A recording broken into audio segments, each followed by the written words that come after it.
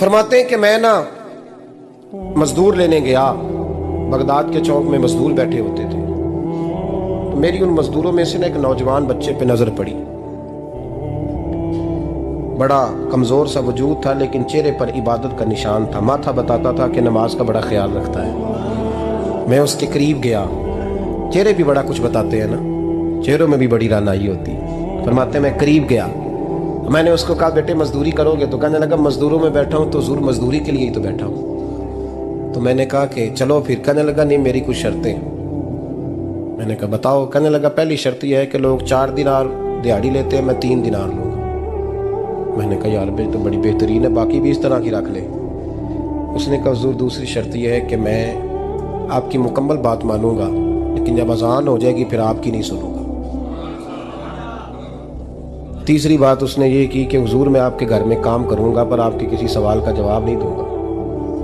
कहते मैंने कहा यार तू बड़ा अजीब है, शर्तें तो मालिकों की होती हैं। कहने लगा जी बहरहाल मैं शर्तें लगा के जाता हूँ। फरमाते मैं उसे घर ले आया,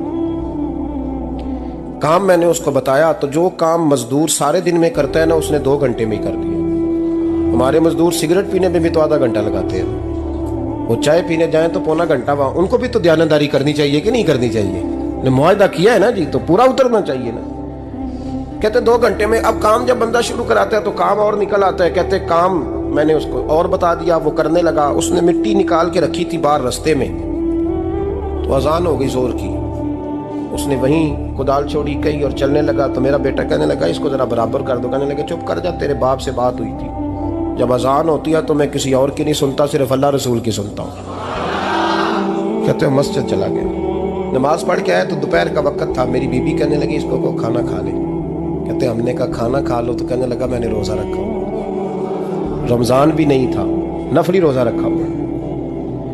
फरमाते हैं शाम हुई, मैंने 3 दिनार दिए। तो मैंने कहा तेरा नाम क्या है? कहने लगा मैंने आपसे कहा था मैं किसी सवाल का जवाब नहीं दूंगा। कहते वो चला गया। अगले दिन मैं फिर लेने गया उसे, काम कुछ और निकल आए। तो लोगों ने बताया वो सिर्फ हफ्ते वाले दिन आता है। मैंने कहा क्यों? कहने लगे जी वो कहता है मेरा हफ्ते का खर्चा 3 दिनार है, जब 3 दिनार कमा लेता हूँ तो बाकी सारा टाइम अल्लाह रसूल की जिक्र में गुजार दिया करता हूँ। फरमाते हैं जी अगले हफ्ते मैं फिर लेने गया। मैंने पूरा हफ्ता इंतजार किया कि काम उसी से कराना है। मैं जब गया तो मैंने कहा चलो। कहने लगा मेरी शर्तें याद है ना? और मैंने कहा याद है भाई, साथ चल।